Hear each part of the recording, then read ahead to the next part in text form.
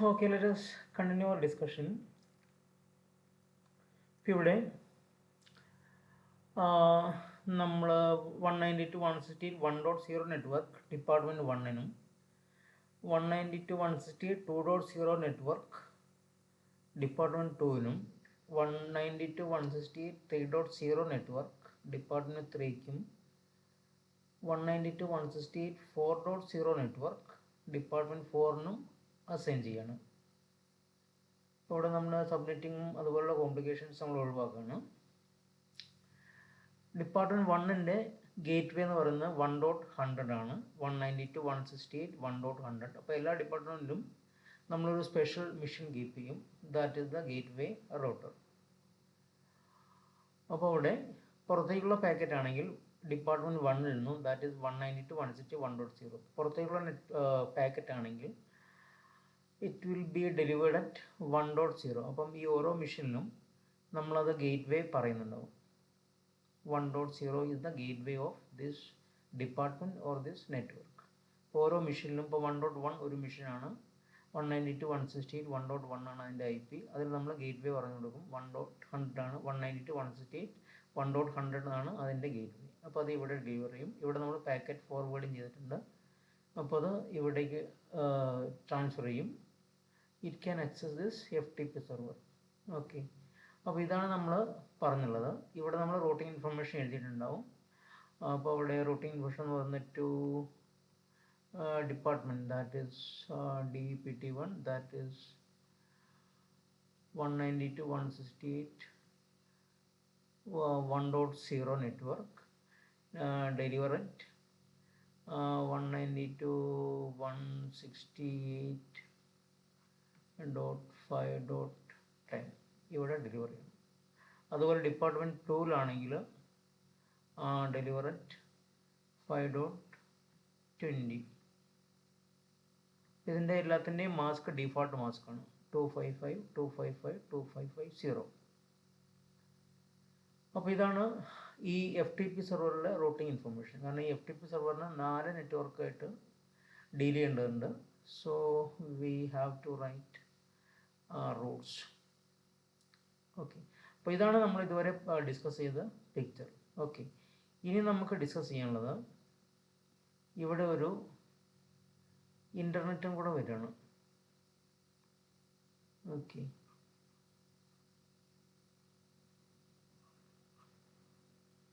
Internet.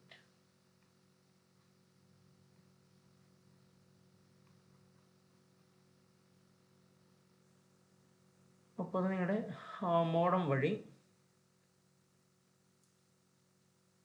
ഒരു റൂട്ടറിൽ വന്നിട്ടുണ്ട്. അപ്പോൾ ഇത് നമ്മൾ ചെയ്യാൻ പോകുന്നത് നമുക്ക് 2 രീതിയിൽ ചെയ്യാം. ഒന്നുകിൽ നെറ്റ്വർക്ക് അഡ്രസ് ട്രാൻസ്ലേഷൻ അല്ലെങ്കിൽ യൂസിങ് എ പ്രോക്സി. അപ്പോൾ നമ്മളിവിടെ ചെയ്യുന്നത് നെറ്റ്വർക്ക് അഡ്രസ് ട്രാൻസ്ലേഷൻ ആണ്. ഈ നെറ്റ്വർക്ക് അഡ്രസ് ട്രാൻസ്ലേഷൻ നമ്മൾ നേരത്തെ കണ്ടിട്ടുണ്ട്. ഇപ്പോൾ ഇവിടെ ഒരു ക്ലാസ് റൂം, അതിൽ നിന്നിട്ട് കുറേ പേര് മൊബൈൽ യൂസ് ചെയ്യുന്നു. Okay, they are trying to access Google അല്ലെങ്കിൽ ക്യാമ്പസ് സെർവർ. ഓക്കെ,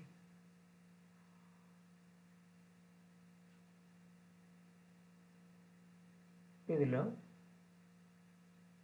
കുറേ പേര് ജിയോ യൂസ് ചെയ്യുന്നുണ്ട്, കുറേ പേര് VI യൂസ് ചെയ്യുന്നുണ്ട്, കുറേ പേര് BSNL യൂസ് ചെയ്യുന്നുണ്ട്. ഓക്കെ, അപ്പോൾ ഇവരെല്ലാവരും ജിയോയുടെ ടവറായിട്ട് കണക്റ്റഡ് ആയിരിക്കും. ഇവരെല്ലാവരും VIയുടെ ടവറായിട്ട് കണക്റ്റഡ് ആയിരിക്കും. ഇവരെല്ലാവരും BSNLൻ്റെ ടവറായിട്ട് കണക്റ്റഡ് ആയിരിക്കും. ഓക്കെ, ഇനി ഇവർക്കെല്ലാവരും കിട്ടുന്നത് ഒരു പ്രൈവറ്റ് IP ആയിരിക്കും. നമുക്കറിയാം പ്രൈവറ്റ് IP സോഴ്സ് ആയിക്കൊണ്ട് ഈ ഇൻ്റർനെറ്റ് വഴി ഒരു പാക്കറ്റ് ട്രാവൽ ചെയ്തിട്ട് കാര്യമില്ല. കാരണം അത് തിരിച്ചു വരുമ്പം ഈ പ്രൈവറ്റ് IP ഇതെവിടെ ഡെലിവർ ചെയ്യുന്നുള്ള കൺഫ്യൂഷൻ ഉണ്ടാവും. So it will B dropped at the initial stage. അപ്പം തിരിച്ചു വരുന്ന സമയത്ത് അതിൻ്റെ ഡെസ്റ്റിനേഷൻ അഡ്രസ് ഒരു പ്രൈവറ്റ് IP ആയിരിക്കും. അപ്പോൾ അത് ഇനീഷ്യൽ സ്റ്റേജ് തന്നെ അത് ഡ്രോപ്പ് ചെയ്യും. അപ്പോൾ ഇവിടെ ചെയ്യുന്നത് നിങ്ങളുടെ പാക്കറ്റ് അവിടെ ജനറേറ്റ് ചെയ്യും. സോഴ്സ് IP എന്ന് പറയുന്നത് 192.168.10.2 ഒരു പ്രൈവറ്റ് IP ആയിരിക്കും. Destination google.co.in. അപ്പോൾ അത് ജിയോയുടെ ഓഫീസ് വരെ ട്രാവൽ ചെയ്യും. ജിയോയുടെ ഓഫീസിൽ എത്തിക്കഴിഞ്ഞാൽ the source address will be replaced by Jio's public IP. ജിയോയുടെ ജിയോയുടെ ഓഫീസിനകത്തൊരു നെറ്റ്വർക്ക് അഡ്രസ് ട്രാൻസാക്ഷൻ സെർവർ ഉണ്ടാവും, ഗേറ്റ് വേ ഉണ്ടാവും. ആ ഗേറ്റ് വേ പാസ് ചെയ്യുമ്പം ഈ പാക്കറ്റിലെ സോഴ്സ് അഡ്രസ് റീപ്ലേസ് ചെയ്തു. ഏതുകൊണ്ട് റീപ്ലേസ് ചെയ്തു? ജിയോയുടെ പബ്ലിക് IP കൊണ്ട് റീപ്ലേസ് ചെയ്തു.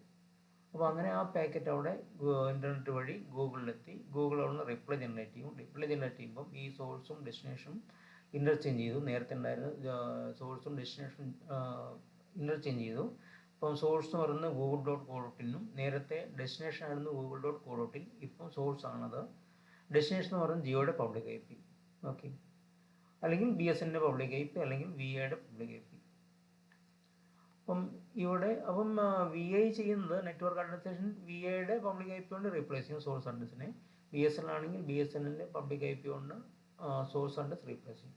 അവിടെ റിപ്ലൈ വരും സമയത്ത് സോഴ്സ് IP ഗൂഗിൾ ആയിരിക്കും, ഡെസ്റ്റിനേഷൻ IP ജിയോയുടെ VIയുടെ അല്ലെങ്കിൽ BSNLൻ്റെ പബ്ലിക് IP. ഇതായിരിക്കും ഡെസ്റ്റിനേഷൻ. അത് വെച്ചിട്ട് പാക്കറ്റ് ട്രാവൽ ചെയ്യും ഓവർ ദ ഇൻ്റർനെറ്റ്. അത് തിരിച്ച് BSNL ഓഫീസ്, VI ഓഫീസ് അല്ലെങ്കിൽ ജിയോയുടെ ഓഫീസിൽ എത്തിക്കഴിഞ്ഞാൽ ഈ അഡ്രസ് എന്ത് ചെയ്യും? ഡെസ്റ്റിനേഷൻ അഡ്രസ് റീപ്ലേസ് ചെയ്യും. നേരത്തെ പാക്കറ്റ് വന്നത് 10.2-ൽ നിന്നായിരുന്നു.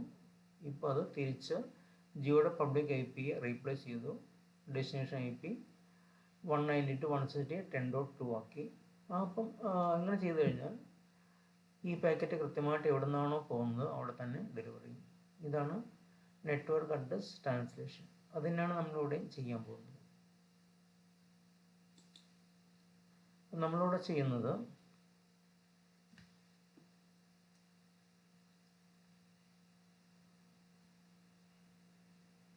ഒരു മെഷീൻ,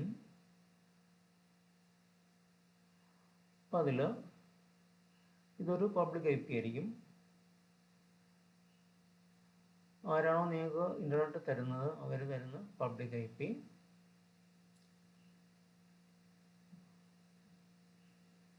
അതിനുശേഷം ഇത് നമ്മുടെ ഇൻ്റർണൽ നെറ്റ്വർക്കിലുള്ള IP.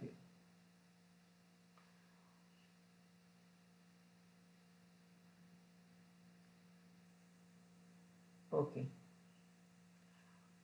ഇതിൻ്റെ ഞാൻ 192.168.5.2 കൊടുക്കണം. Mask default mask 255.255.255.0. ഇപ്പം നമ്മൾ ചെയ്യേണ്ടത് ഇപ്പം മെഷീൻ 1.1 ഇവിടെ നിന്നുള്ള റിക്വസ്റ്റ് ബ്രൗസ് ഓൺ ചെയ്തു google.co.in ആയിരിക്കും.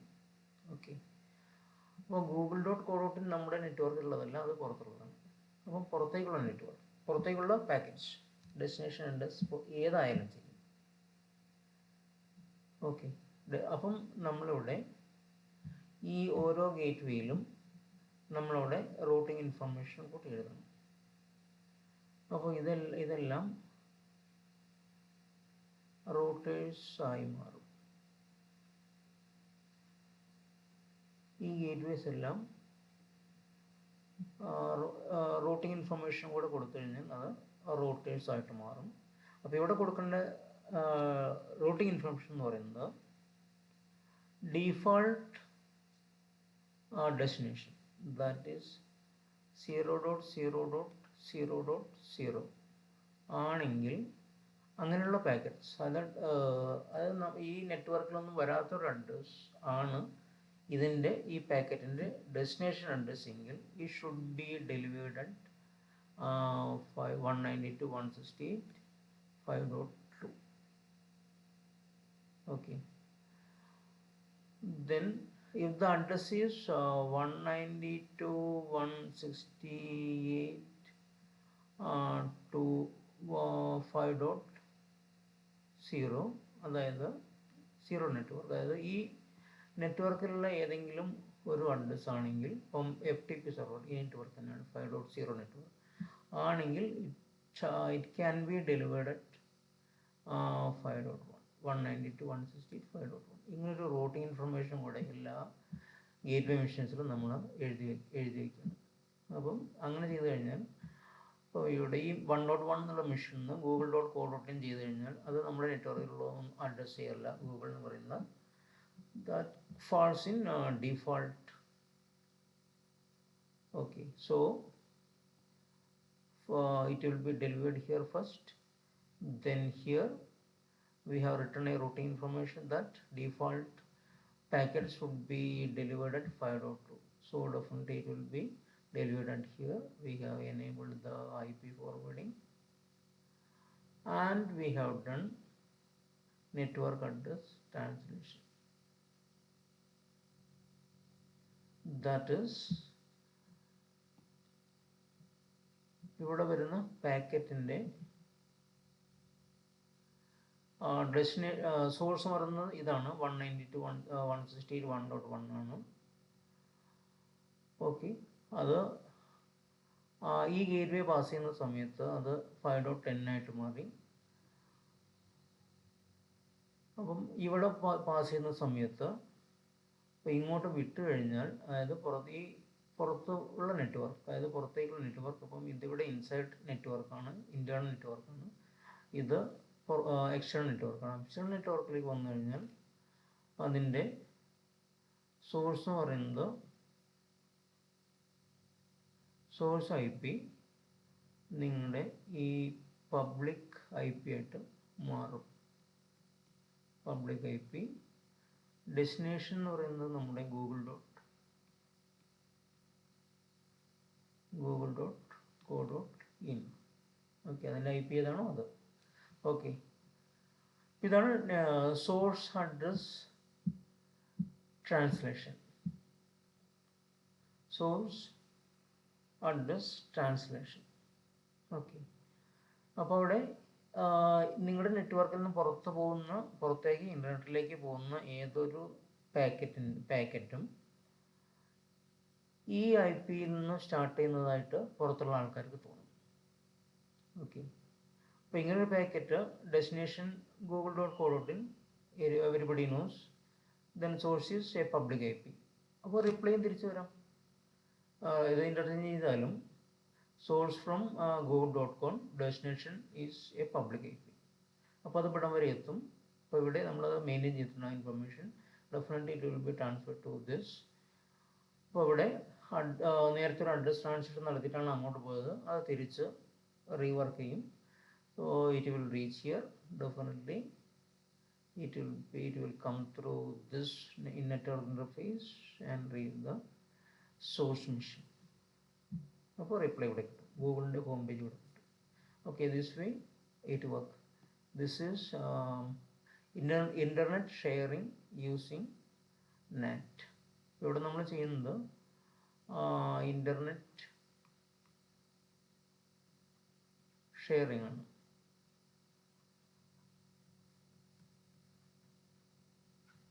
അത് നെറ്റ്വർക്ക് അഡ്രസ് ട്രാൻസ്ലേഷൻ വഴി നമ്മൾ ചെയ്യുന്നു. ഓക്കെ, ഇനി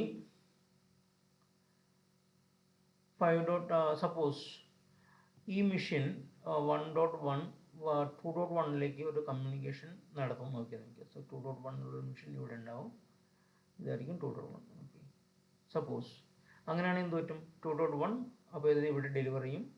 Definitely it will be transferred to this. അപ്പോൾ ഇവിടെ നമ്മൾ എല്ലാത്തിനും റൂട്ടിംഗ് ഇൻഫർമേഷൻ കൊടുക്കാൻ പറഞ്ഞിട്ടുണ്ട്. അപ്പം നമ്മൾ ഇത് എഴുതിയിട്ടില്ല. 2.0 നെറ്റ്വർക്കിലുള്ള പാക്കറ്റ് ഇവിടെ ഡെലിവർ ചെയ്യണം നമ്മൾ എഴുതിയിട്ടില്ല. So it will become in this category, it will fall in this category default. 5.2ൽ അത് ഡെലിവർ ചെയ്യും. 5.2ൽ അത് ഡെലിവറി ചെയ്ത് കഴിഞ്ഞാൽ അതിൻ്റെ ഡെസ്റ്റിനേഷൻ എന്താണ്? 192.168.2.1 ആണ്. അപ്പം അങ്ങനെ ഒരെണ്ണം പുറത്തേക്ക് വിടേണ്ട കാര്യം ഇല്ല.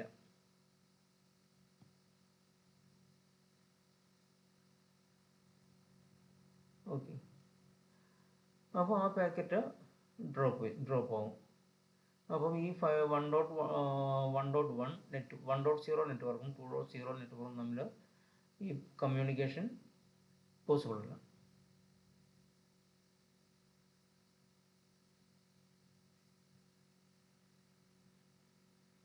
അപ്പോൾ അത്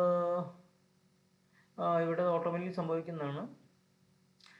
Then next we will discuss how to share internet using a proxy machine.